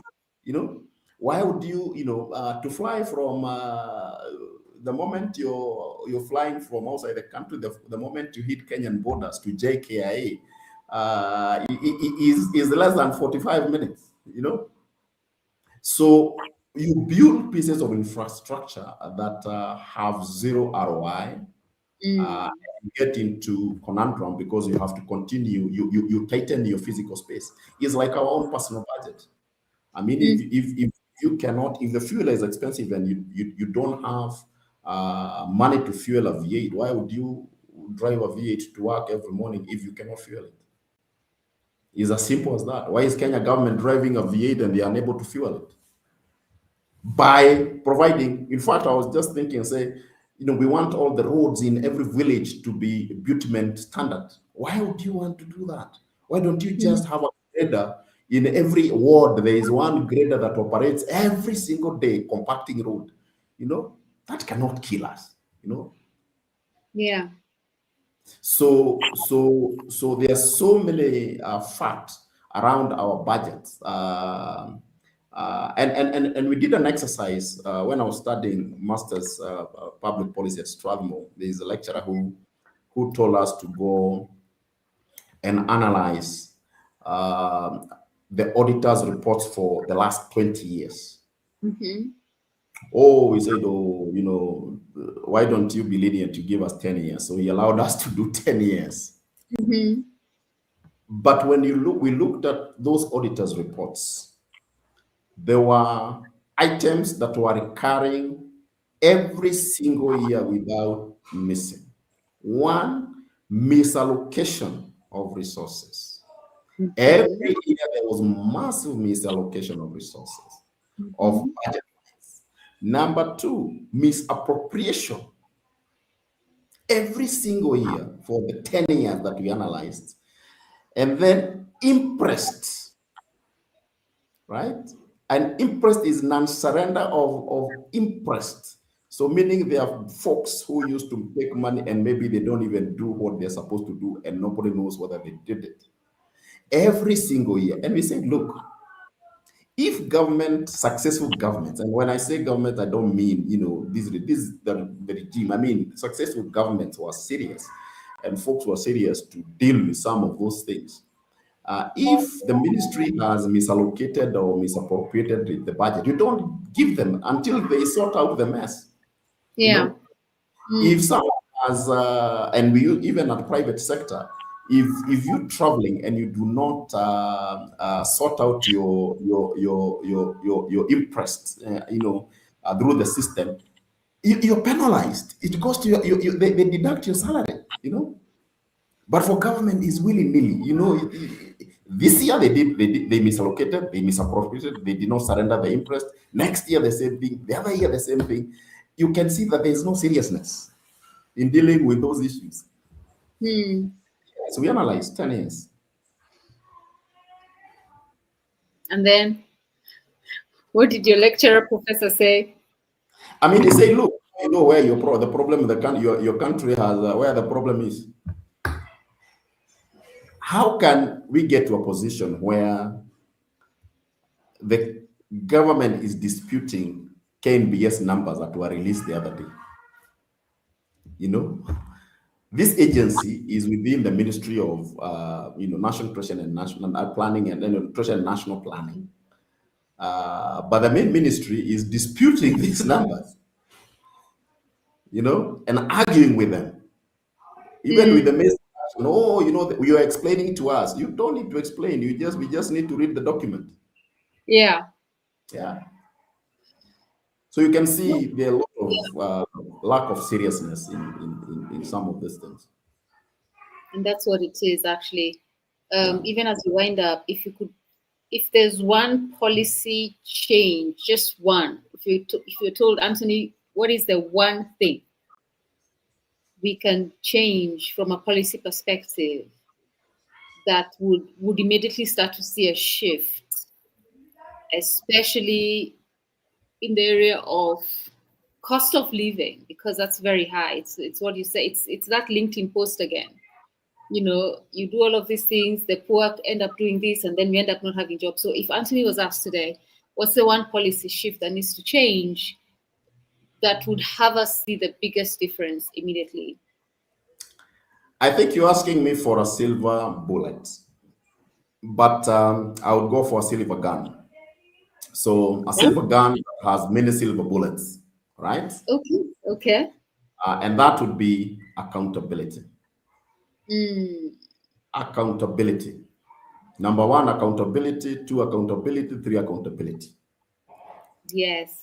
If you are an expert within a national treasury, your KPI is to ensure economic growth and stable macroeconomic, indicators are stable. Yeah.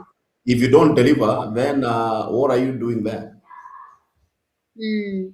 If your KRA and your work is to make sure that the business are paying taxes and you're creating simplified procedures, you are providing infrastructure for them to make it easier to comply.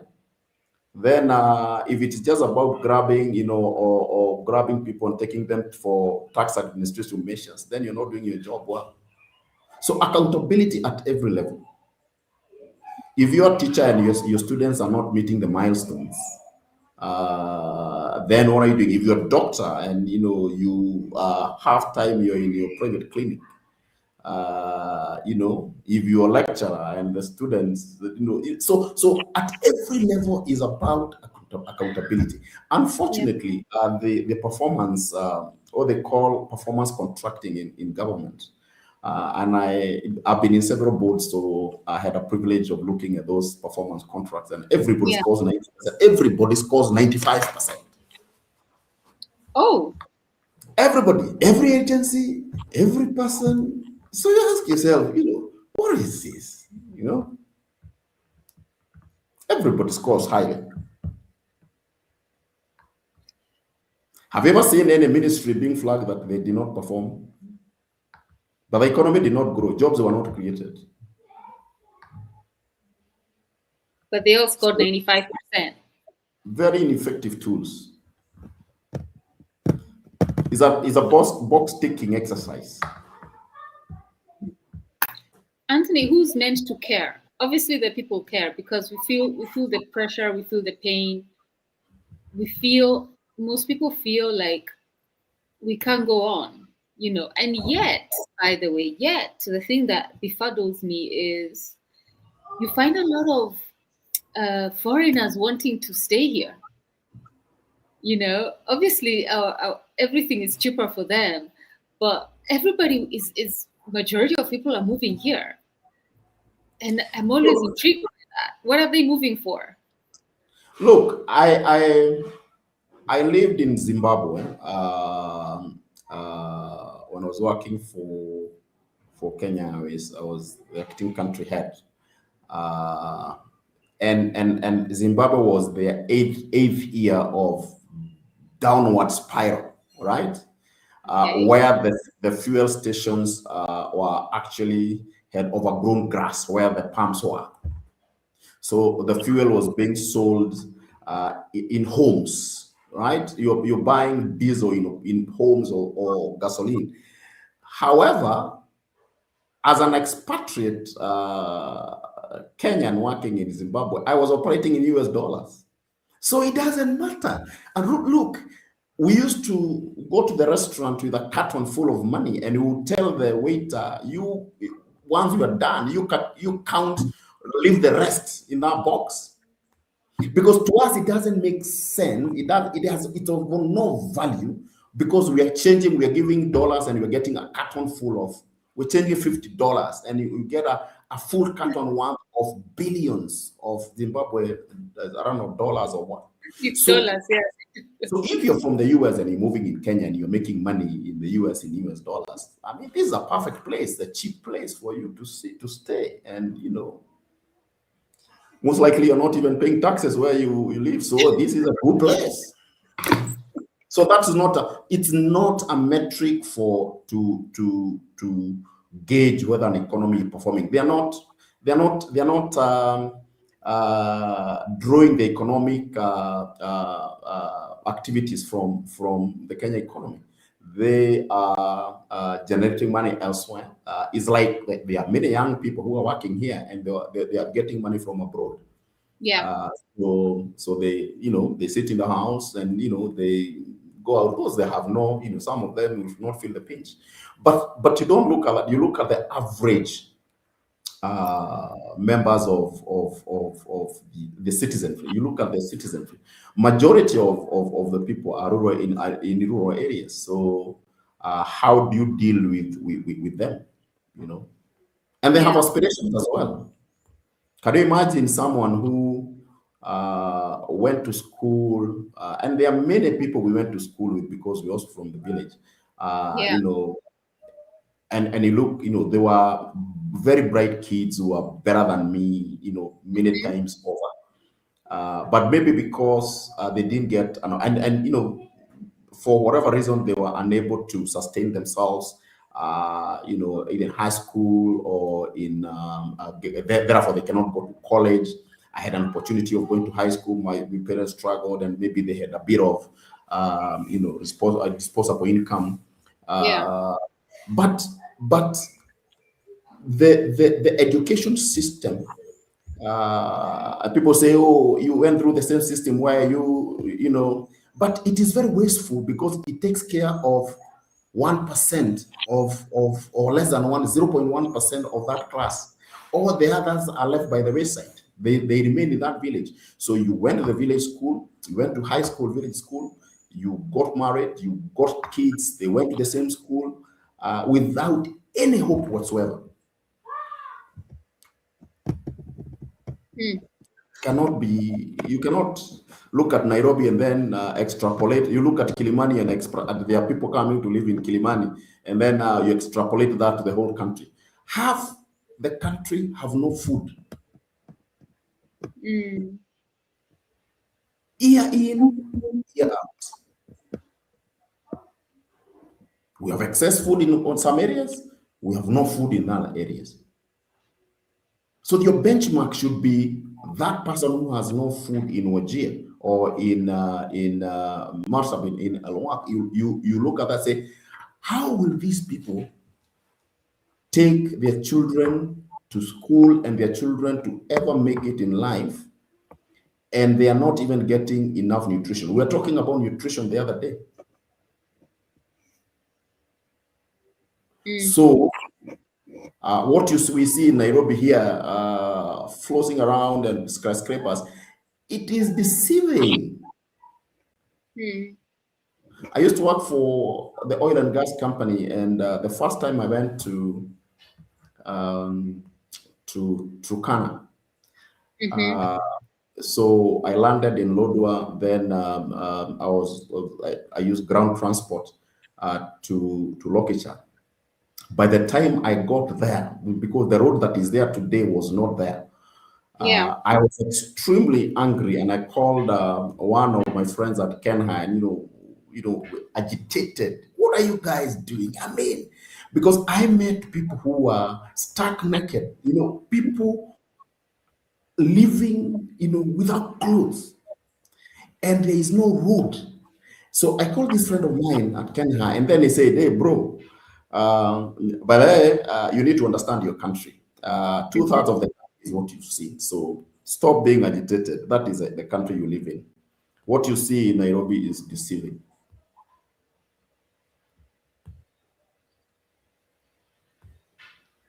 Wow. So if you really, really travel the breadth of the country, you realize that we are in a very, very difficult position. Yeah. There's one thing you said about came to address that, but it is still go and concentrate all those resources in again. If you go to the county of Turkana, you find everything now concentrated in Lodwar. That's where the skyscrapers now is a mini Nairobi with V8 and big cars, but people outside there, they're walking stark naked. That leads me to my last question, which actually I'm drawing from your answer on if anything was to change, if there was the one thing that should change, and you spoke to accountability, and I would want to speak also to priorities. Like, what is the priority? And obviously, it can't be one thing, because then you have all of these ministries that have able CSs and PSs who are supposed to have at the very least, the top 3 things we're doing this quarter, next quarter, like how it happens in the corporate world. But because I don't think we can have a priority like at a national level, but devolved and also with the ministries. And for you, from where you sit, you sit in several boards, you run companies, you rent companies. What would those priorities be? I think I would look so that you're unbiased. You look at developing a criteria for if you're talking about where to put the resources without being too vertical or horizontal with regards to line ministries, is looking at food security. I think food security should be a priority number 1. Okay. Education should be number 2, or really food security, education, health, in that order, right? Anything else is support infrastructure, right? Else it is support cost of living. Of course, cost of living has more than just food, so maybe replace food security with cost of living. So anything that touches on the cost of living, whether it is food production, whether it is creation of jobs, whether it is, all that helps in cost of living, health, agriculture. Those three, should be, for me, because they impact everybody across the country. Yeah. Okay. Yeah. So if you do something right in agriculture, and when I mean agriculture is the whole hog. Fertilizer is a very small part of the entire value chain, right? Because so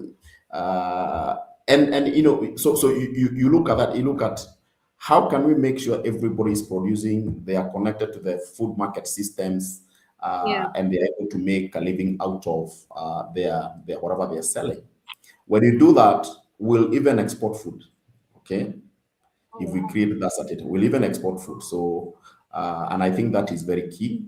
If you look at the amount of money going to warehousing, and so you put housing and you put agriculture on the other side. You look at the money that is going to housing, money that is going to agriculture, and the impact. You will see that housing will only impact a few, but agriculture will impact the entire 55 million of us. Yeah. Yes. And make sure that government is not overly the dominant economic player. Okay, because look at the government now is really an economic player. If you look at the oil business that people now are discussing, G2G means that government is the importer of what there are people arguing that is not government. But for me, I look at it's G2G, as you've said. So it means that government is in business of oil, right? You look at housing, government is in the business of housing. You look at different. So if government is in business, then it creates a big problem, because government cannot be efficient in running any business whatsoever. So let's focus on the priorities that that impact the citizens, and is a cost of living. Yeah. Anything else, friendliness with other countries, have embassies all over the world, anything else is a nice to have thing. In fact, I would turn all those embassies into trading hubs. You don't need ambassadors sitting anywhere in the world because you can send an email. You do not need, because and you can do, if you're not dramatic and we want to really focus on return on investment, and you look at return on investment, you will be, you'll cut 90% of them and make them hubs for Kenyans to trade. We have opened up the global world almost 50% of global GDP, but we are not exporting. Our export to GDP has been declining over the last 10 years. So why do you need embassies then? If you cannot export, what is your job? You can be friends by phone, country to country friendship. Look, unless we just want to roll, just like we have rolled, down the road and kicking the can down the road, the current system, I would expect at one point in the history, because you'll have young people who will come and take over, at some point in time, you might get people who are telling people, listen, we don't need people sitting in different capitals doing nothing, going for cocktails, You just had to go there. I know it sounds cynical, but I mean, look, everybody we know what happens. And that's why, again, it just goes back to accountability. So even if you have an embassy, say in Mauritius, whoever the ambassador is or the leadership there is, should be able to say, this quarter we were able to do this for Kenya. I'm sure those reports exist, no? The report activities, we met so and so, we did this, we had this important meeting. What we need is how many markets did you open? I had a privilege of speaking to some of them who were being posted out, and I said, look, ladies and gentlemen, you are Kenya salespeople. Let's not use fancy words about you are going there to look for markets for our products. If you do not create any market for any Kenyan product, you are basically a consumption center, not a revenue, not a productive center. You are a consumption center, and that's fine. We can say, okay, our focus is friendship. All right, so let's be friends. But I can tell you, those countries don't care about friendship. They care about trade. China doesn't care about whether you're buddies or not. They care about the contracts they're getting. The US, the same thing. And you can see the war, whether you're looking at Venezuela and and the US relationship, or whether you're looking at Middle East, is purely about resources. It's economics. It's not friendship.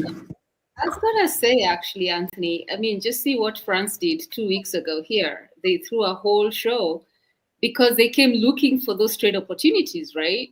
So that's what you're talking about. Like, Kenya needs to do more or less the same thing wherever it is we're posted. I mean, yes. I mean, they are very intentional. They are kicked out in Sahel. West Africa, yeah. So, but because they're very intentional about the economy and about, good relationship, they obviously, that good relationship, we are the ones who looked at it as friendship. But for them, it's about trade. It's about business. Right? Okay. There is a philosophy we used to, called veil of ignorance. So you wear a veil. You coming in as a friend. And even colonialists came in as good people.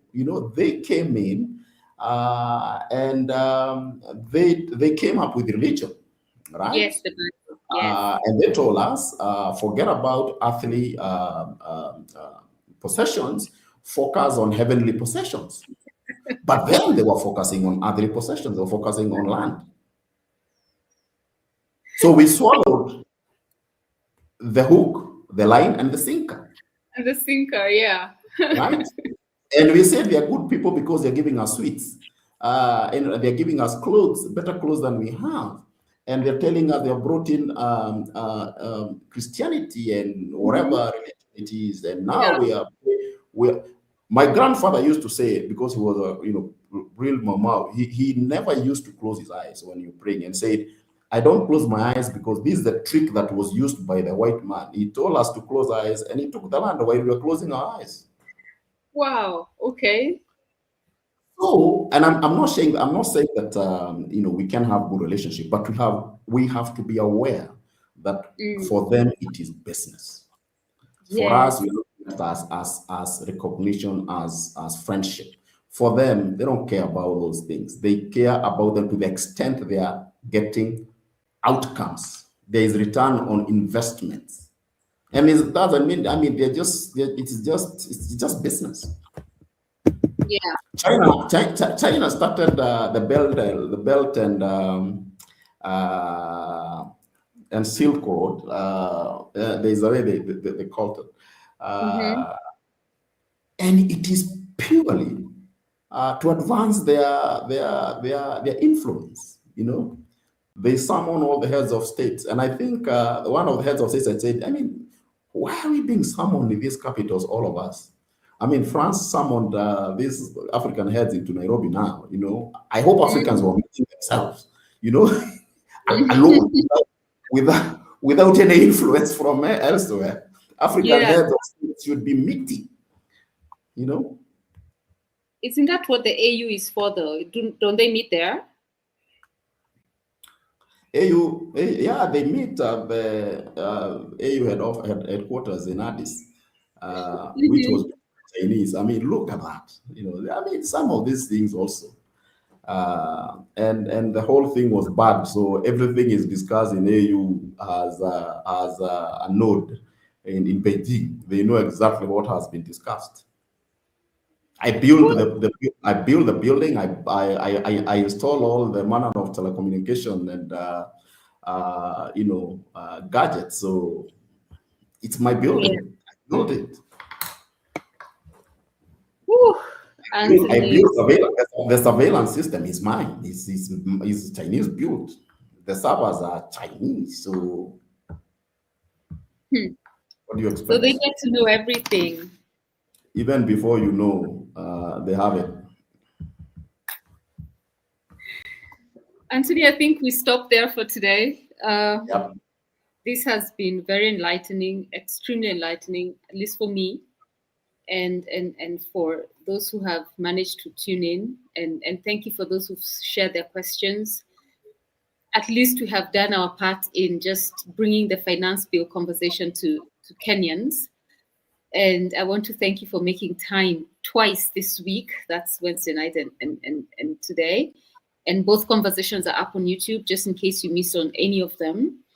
And let us know what other conversations or topics you want us to have on What's Your Story Africa Live. And for Anthony, oh, you've disappeared. Where have you gone? I wanted you to have, yeah, there you are. Yes, so I wanted you to just one last word, just your last thoughts. You know, we always will have last thoughts on anything, whatever, as we say goodbye.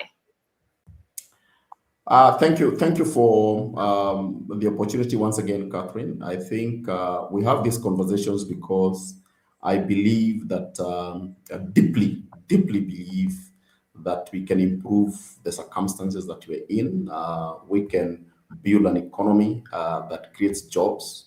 I get very worried when I see millions of young people are leaving school every year, whether they are dropping off at grade 2 or grade 10 or university or colleges, and there are no jobs.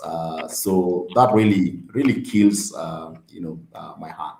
So I strongly believe that this economy has opportunities, but we just need to get together, private sector, private, individuals, government, create a platform where we can be able to drive this economy. So thank you very much. And thank you. Thank you as well. Thank you for those who've tuned in from our social media platforms. And remember to subscribe to our YouTube channel and share this widely. We appreciate that. And until the next meaningful, relevant, national, regional conversation, my name is Catherine Mwangi. Stay well. Have a great week ahead. Bye.